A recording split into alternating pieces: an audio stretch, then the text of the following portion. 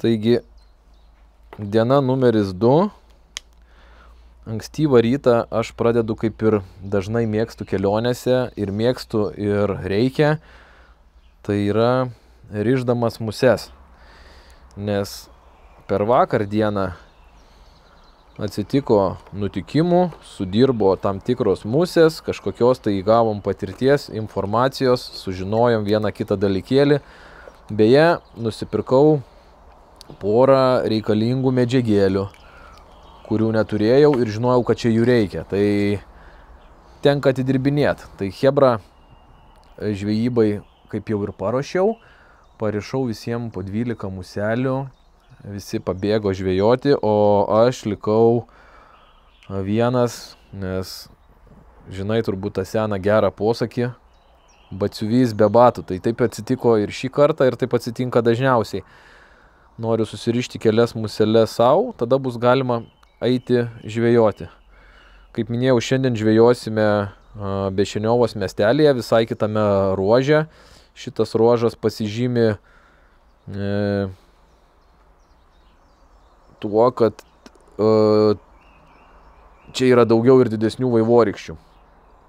Jeigu Ružomberokė buvo galima pagauti kokį skersnukį ar kiršlį, kurių mums taip dėja sočiai pagaudyti nepavyko dėl aukšto vandens, tai čianais pagrindinis pliusas yra tas, kad čia yra daug didelių vaivorykščių, šiek tiek brangesnė licenzija, bet tuo pačiu viskas šalia namų, tiesiog per gatvę pereini ir žvejoji ir nėra fanerkės, gamyklų jokių, kaminų ir toks urban fishingas mieste, bet jis toks gana estetiškas, nes tas miestelis toksai gražus ir tvarkingas.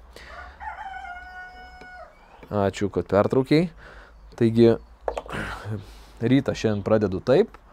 Dienotvarkė mūsų žvejybose, kelionėse dažniausiai tokia ir būna, kas nekeliauja, tai tiesiog, kad pamatyt, kaip tai vyksta iš arčiau. Na, tai žvejoji, ar kažkokios gauni informacijos patirties, su chebra daliniesi, tada šiandien pririšau musių visiems daugmaž tokius pačius komplektėlius, susitarėm, kad į bendrą grupę, į bendrą chatą iš karto atsiliepimai, jeigu kažkas kažką pagauna, atėjo žinutė, gal kažkas kažką ir pagavo. Tada įmeta ant kokios musės, tada žinom kiti ant ko žvejot.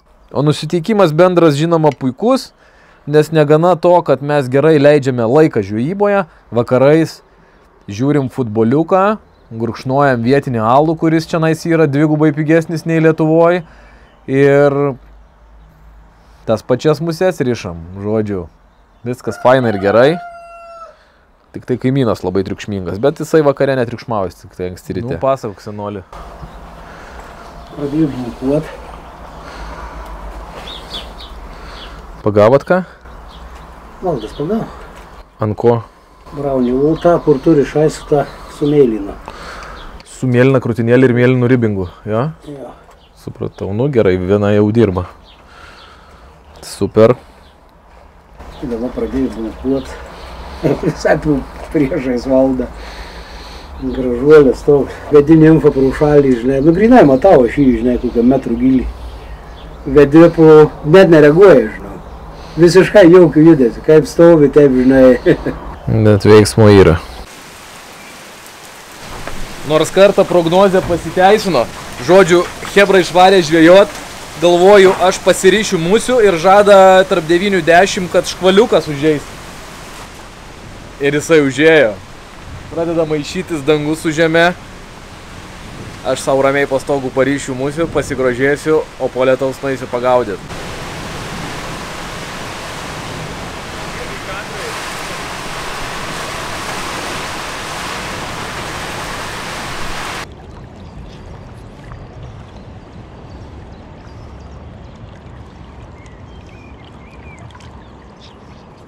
Yra. Turiu. Važiuojam. Atsisegu graibštą ir pabandom mes tave sutvarkyti.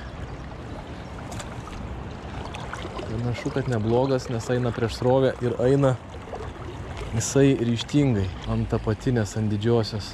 Panašu, kad margis. Kažkaip šiemet daugiau margių šitoj upiai. Anksčiau, kai važiuodom būtent į šitą ruožą, tai margių buvo, bet žymiai daugiau papuldavo vaivorykščių. O dabar margis, jo. Bet reikėtų nepamiršti dar vieno momento, kad... O, gražus. Reikėtų nepamiršti vieno momento, kad buvo daugiau vaivorykščių, kol neatradau musės, o kai atradau musę, ant kurios kimba margiai, tada prasidėjo margiai. Va, šiaip ne taip atkabinau. Gražus.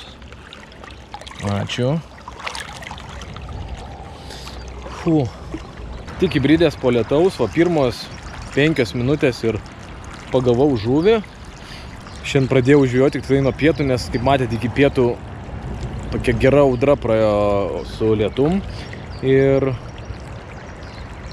pirmas mane pasitiko margis. Šitam Bešeniovos ruože anksčiau pagaudom daugiau vaivorykščių, bet kai bent jau aš savo, kai atradau musę, ant kurios kimba margiai, tai prasidėjo gana dideli margiai. Ir kas įdomu, kad būtent vienos spalvos galvutė yra tas faktorius, kuris keičia žaidimą ir pradeda kaip tik gerokai daugiau margųjų upėtakių. Na bent man, tai aš šiandien irgi visko ir visaip neišbandęs, bet kiek bandęs, tai su šita musė margiai, žodžiu, ją žiauriai mėgsta.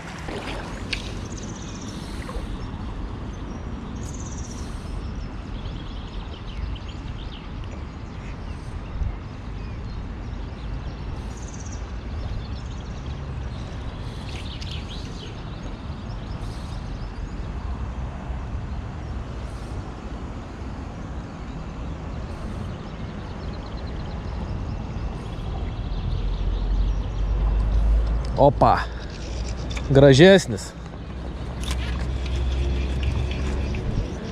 Jo.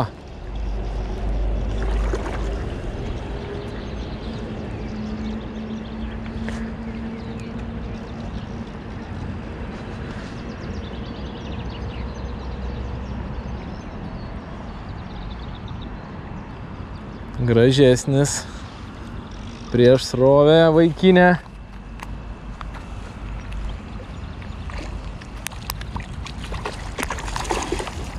Vaivorykštė.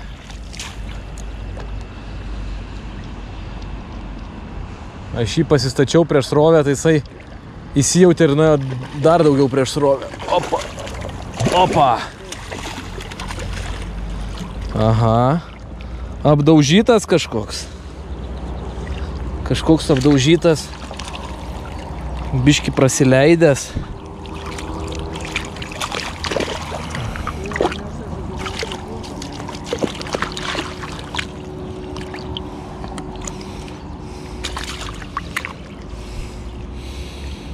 Nu va, šitas jau toksai padaresnis.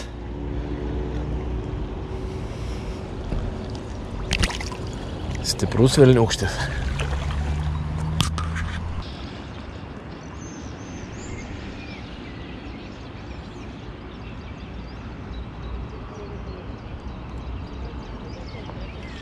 Opa. Jop. Užsižiūrėjau, kaip apačioj va ten valenkai pasišerinėja batonų ir žvejoja. Tuo tarpu, o netgi kiršlys. Netgi kiršlys. Geras. Kiršlių šitam ruože pakankamai nedaug yra. Nedidelis tas kiršlys, bet gavęs per šoną. Užsidėjau tą pačią rudą galvutę, tik tai traukinuką, tokį tamsiai žalią musę su raudona uodegyte. Na ir va pagavau kiršlį. Rekomenduoju atkreipti dėmesį, kaip dirba lenkiška brigada. Vienas mėto batoną, o kitas šiek tiek žemiau gaudo su batonu. Na ir trečias ten žemiau irgi su batonu. Aš net iš čia matau, kad musės baltos kaip batonas. Ir žodžiu, ant pašerimo viskas. reikės būtinai šitą taktiką išbandyti, nes akivaizdu, kad jinai veikia. Šitie bachūrai žuvies pagavo. Lenkišką sistemą, pavadinkim ją taip. O kokį gabalą Donas išsitraukė. Dabar tai bus. Dirba chebra be atvangos. Trysia sustoja kas 3 metrus, mėto kai su spinigėliais ir į tarpus privaro batono. Žiauriai kietai. Dabar nekimba, bet prieš tai kelias žuvis mačiau pagavo. Ant batono. Matytas bairis, bet šitie vyrukai tai varo kaip žvėris. Trūksta tikrai, kad šalia išbėgtų vamzdį su nuotekom. Mačiau ir ant musės batono deda. Pasišeria batono ant musės, deda batono metą ir pravedinėja. Kaži kas būtų, jeigu pagautų antį, nes ten aplinkui antis plaukia su ančiukais, na irgi tą batoną renka. Antis turbūt nepagavai, paleisk, antį galima imti. O, alaus. Viskas čiki. Alus, batonas. Lenkija. Va, ištraukė vieną vaivorykštę didžiulę. Ir kitas pumpuoja. Akivaizdu, kad batonas šiandien yra geriausias masalas.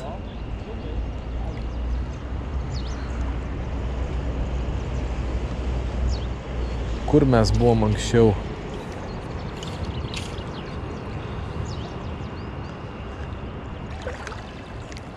Opa. Galima ir be batono pagauti.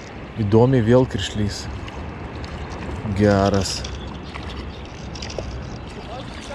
O čia man pradeda patikti. Radau musę, ant kurios kimba kiršliai, kol kas nedideli, bet vis tiek kiršliai.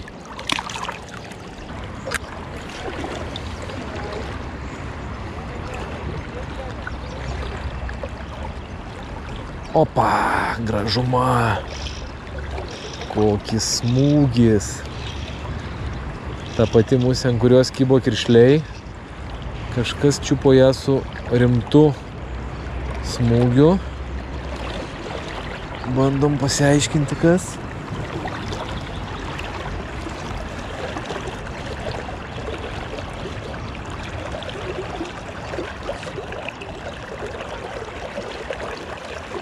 Margis ir margis didelis. Ne, vaivorykštė. Ar margis. Ir didelis. Išsitempiam prieš savoje.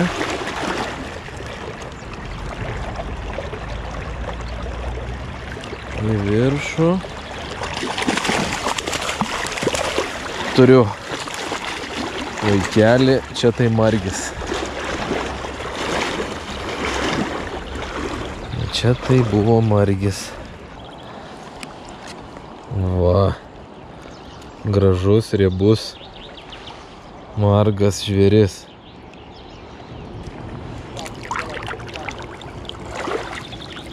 Nuostabu. Lenkas įkalė dar vieną baton fišą ir rėkė ją pirdolė, tai turbūt kažkas didelio. Bandau pafilmuoti.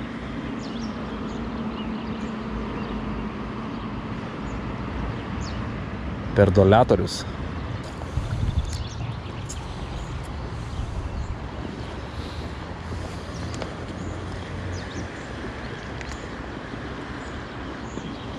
Turbūt ir pats neblogai batono prilesęs, nes bėga tai su tokia aistra ir energija. Man į velnės tingio šį čia filmuoti, reikia pačiam žvejoti.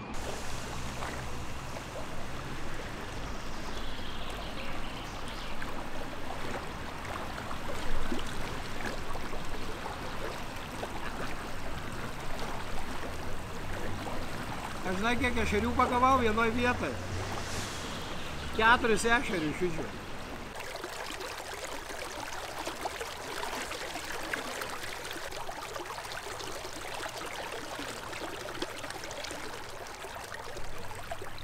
4 ešeriai ant tau nimfo su meilinu. 4 vienoj vietoje. A čia įsikabino jau, ne? Tai čia ešerių yra. Ešeriai. Ir gražiai. 4. Galėjom dar padaryti nuotrauką toje su žuvim, bet maivelnės. Filmuotą medžiagą pažiūrėsi. Tai kad aš nefilmuoju, aš apsintinėjau, net nepaspaudžiu mygtuko. Tai tu manęs nenufotkinai su žuvim? Gužauskas sakė, jeigu tu įkalsi žuvį, būtinai sugadint ką nors. Tai va, aš dabar ir sugadinsiu. Gal nori perduot linkėjimą? Perduot, Martynai, tau linkėjimai. Sutiksiu, gausi boksą į pilvą. Taigi galiausiai antros dienos reziumė ir išvados būtų tokios, kad žvejybinėse kelionėse dienos gali būti labai skirtingos. Vienos jos kietos ir smirdančios, kaip fanierkės produkcija, o kitos, žiūrėk, pasidaro minkštos kaip lenkiškas batonas, pilnos žuvų ir gerų įspūdžių. Ir tu niekada nežinosi visko iki galo, kol ta kelionė nepasibaigė. O šioj kelionėje mums liko dar viena diena žvejybos ir reikės ją pasimėgauti.